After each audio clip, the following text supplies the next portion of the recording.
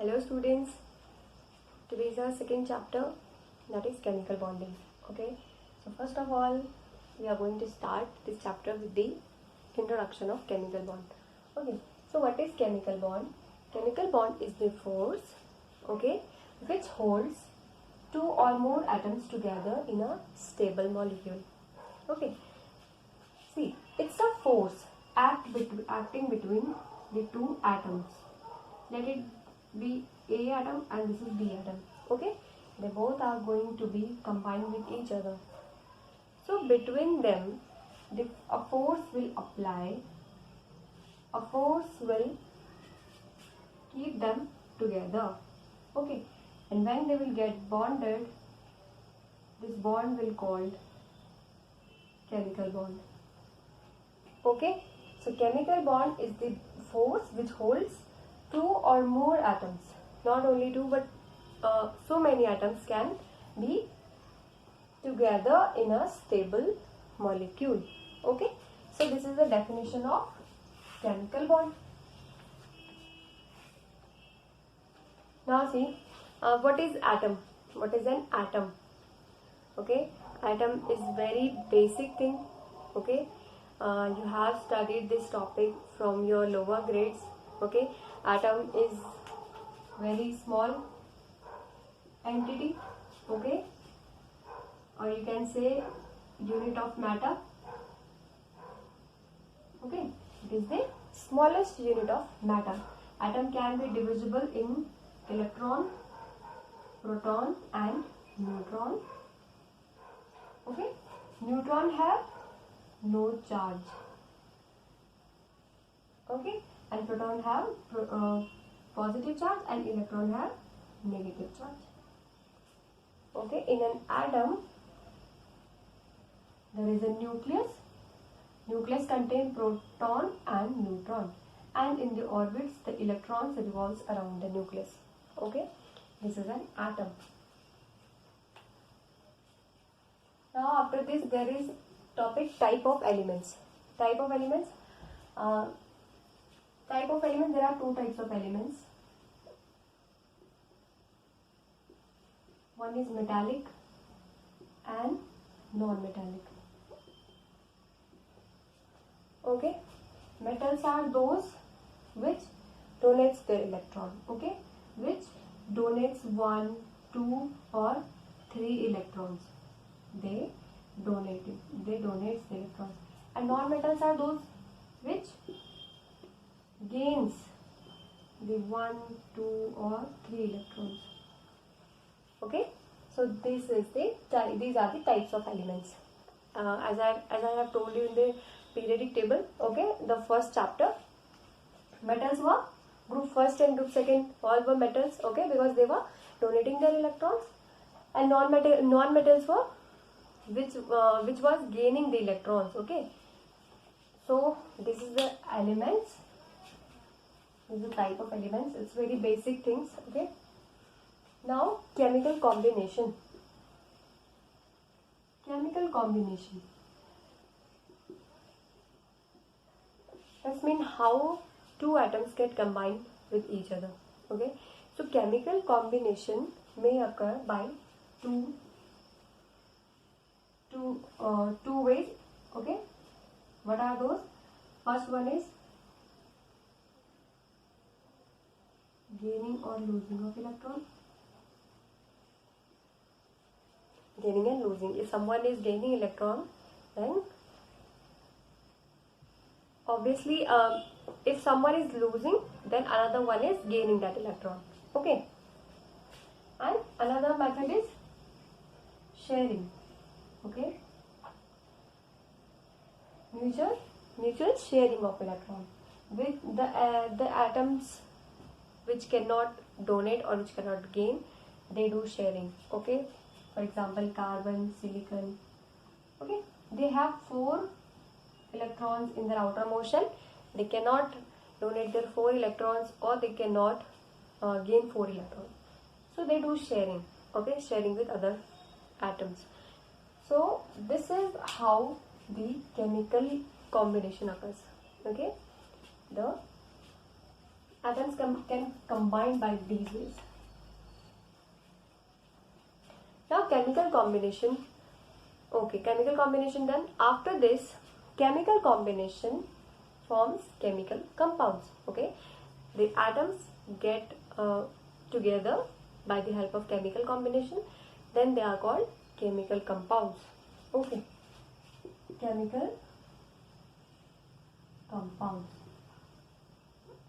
They are of two types. First one is electrovalent and another one is covalent. Okay, this is also called ionic compounds, and these are covalent compounds. Okay, the chemical compounds are categorized in two categories: covalent compounds and electrovalent compounds. Okay, now understand one by one. The covalent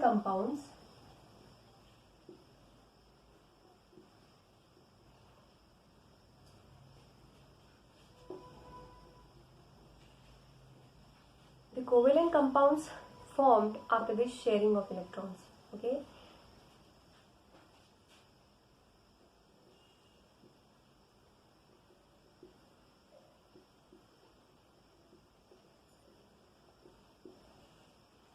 they formed by the sharing of electrons. Another thing is, in this condition,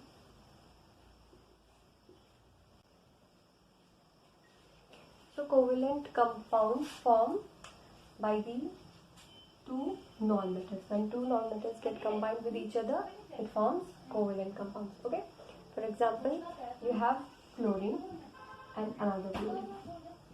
Okay, you have two chlorine atoms. You know very well its atomic number is 17. In its outermost shell, there are 7 electrons and it also has 7 electrons. Okay, they both cannot donate their electrons. Okay, they both have tendency to gain electrons. So they both will get together and share their 1 electron like this. 1 electron here. 1, 2, 3, 4, 5, 6, 7. And it forms Cl2. The Cl2 is a covalent compound. Okay. Now similarly, H2, O2, CCl4. These are the example. Oh, okay. For example, CCl4. Okay. We are taking example of CCl4. We have carbon. Okay. It has 4 electrons in its outermost shell. Okay. Now it has a tendency, it cannot donate electrons or it cannot gain electrons. Okay, it have only one option, that is sharing. So there are 4 chlorine atoms.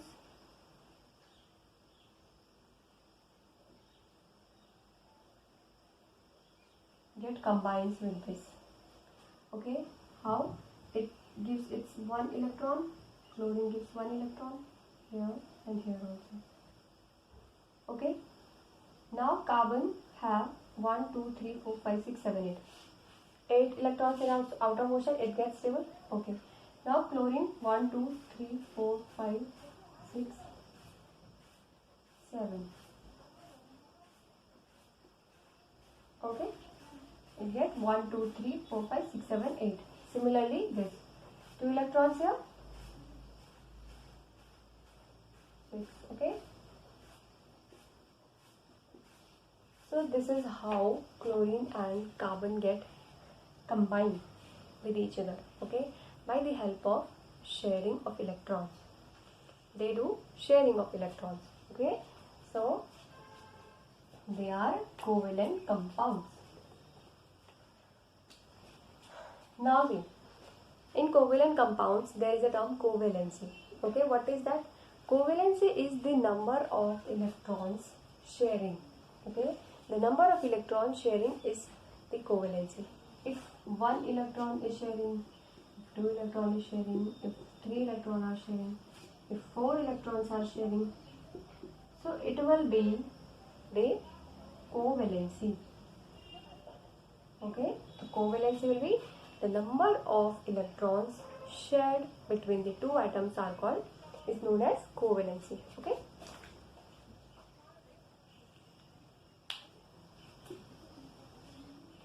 Okay. Now, one more thing. Covalent compounds are further are of two types. Okay. It's polar covalent compounds and non-polar. Polar and non-polar. As the name is suggesting, polar and non-polar. Polar compounds means which have polarity. Which have polarity, and in this there is no polarity. Okay.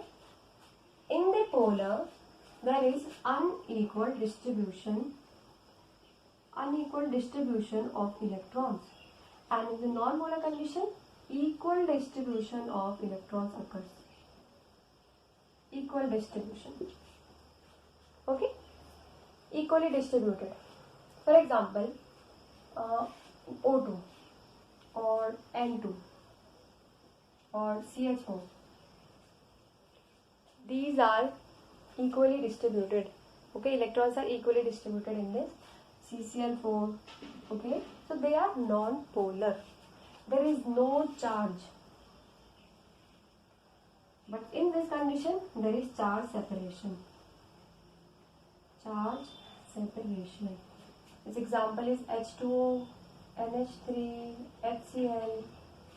Okay, for example,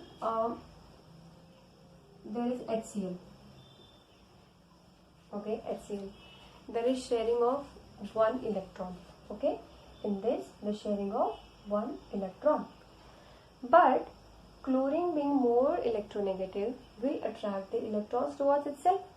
Okay, and hydrogen is very less electronegative. So the slight negative charge comes on the chlorine and slightly negative positive charge comes on the hydrogen. That's why the polarity can be seen in this compound. And due to this polarity, this compound is called polar covalent compound. Okay. If you see H2O,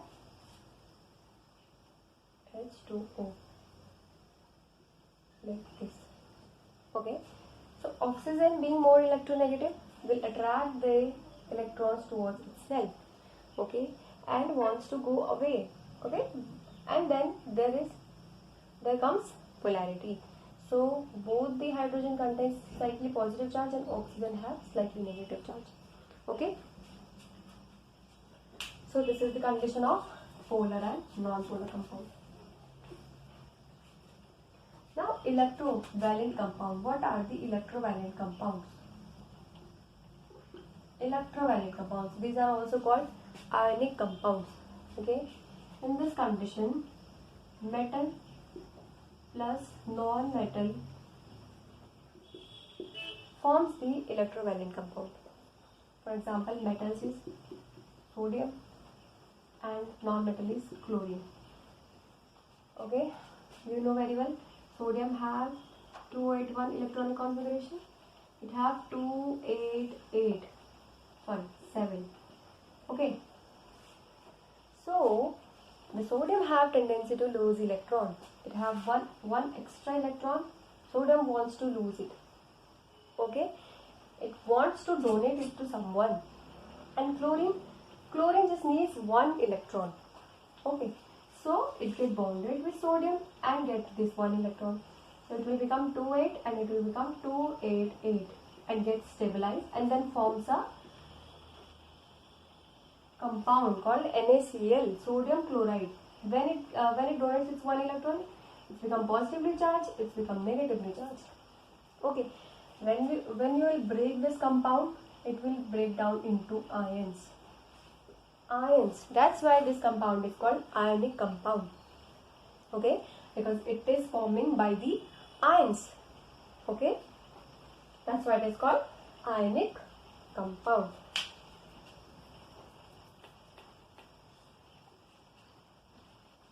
Now, if if I say you that make electron dot structure of NaCl, okay, then what will you do? Sodium plus chlorine. Okay, sodium have only one electron in its outermost shell and chlorine have 1, 2, 3, 4, 5, 6 and 7. It needs one electron. Okay, so this electron will transfer to the chlorine. It completely donates its electron. Okay, then what will happen? There will be a bond between them and it's become like this. Okay, so this is the electron dot structure. Similarly, orbital structure can be asked. Okay, orbital structure.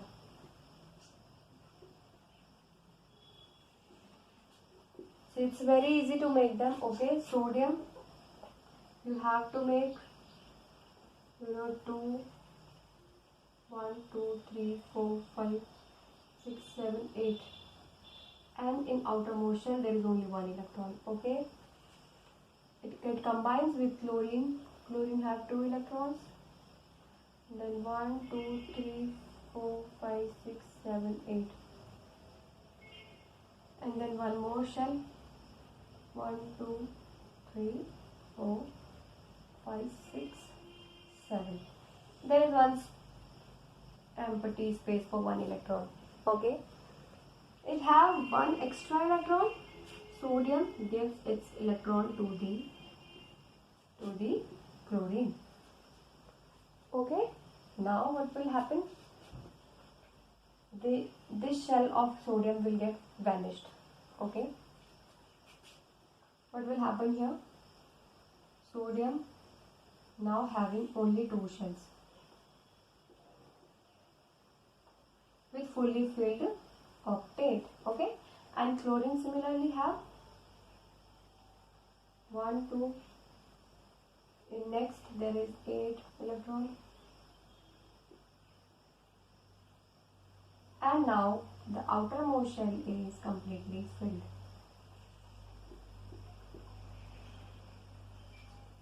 This is how the orbital structure you can draw. Okay,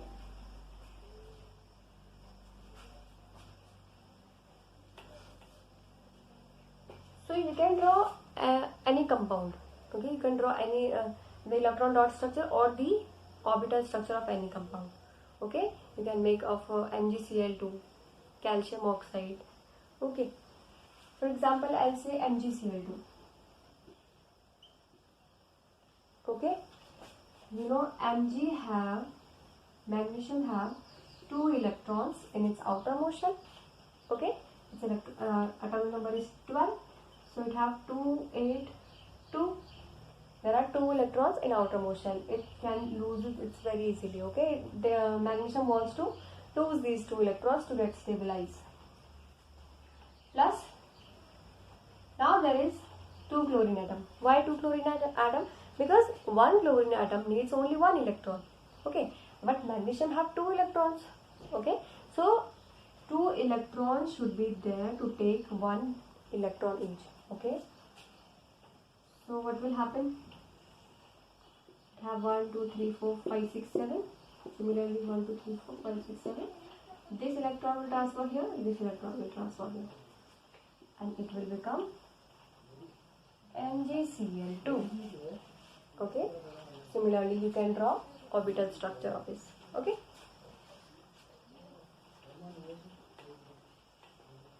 now there is another bond, that is coordinate bond. Okay, coordinate bond. What is coordinate bond? In this bond, the 2 atoms, okay, 2 atoms get combined, but there is the sharing of electrons or the transfer of electrons occur only by one atom. Only by one atom. Okay. If this one is giving electron, it will give their both electrons to this atom.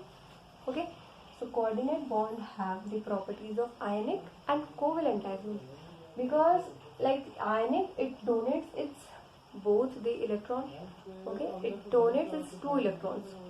Okay, and they are get combined with each other. Okay,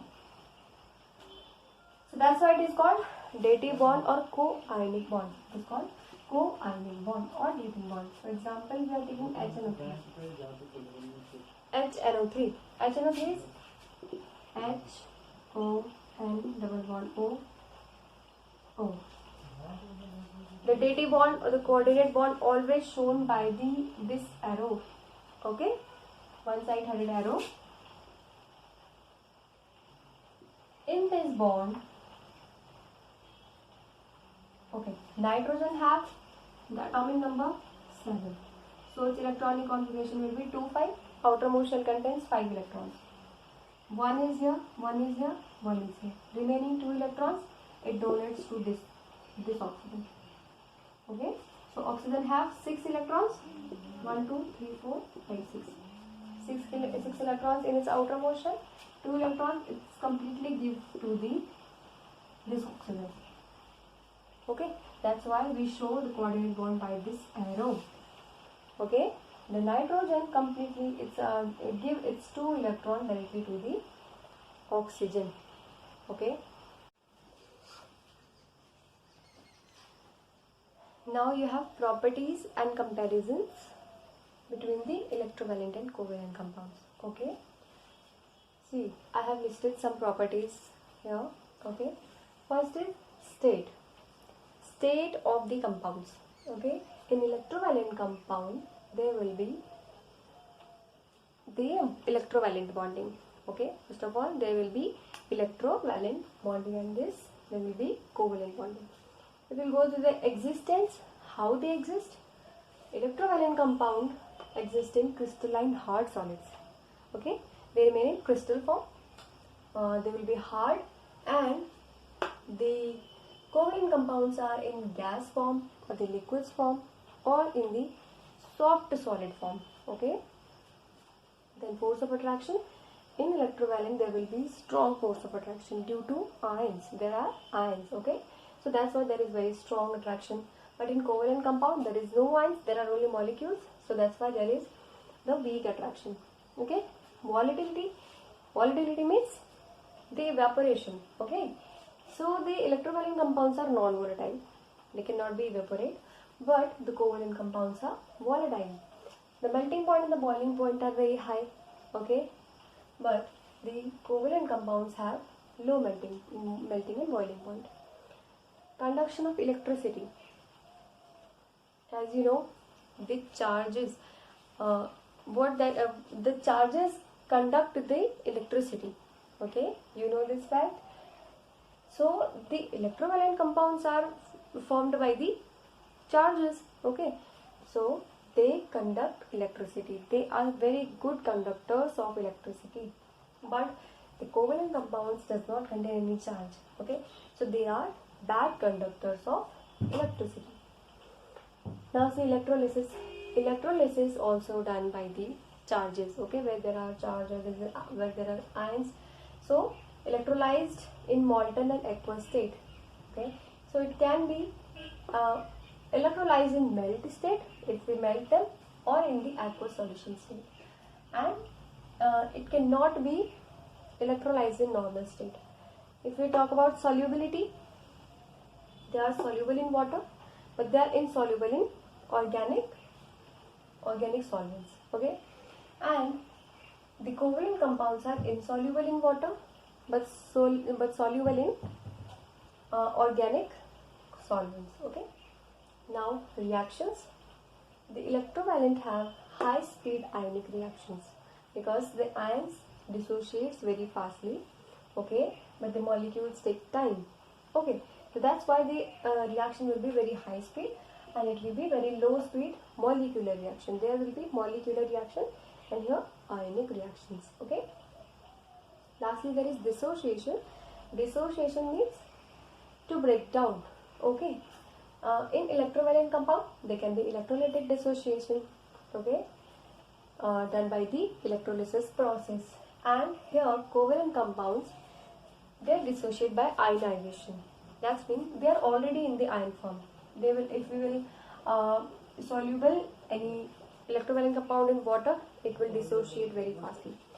But in ionization, the covalent compounds firstly will get ionized. Okay, then this process will can be happen. Okay. So this was the second chapter. I hope you understand well. Okay.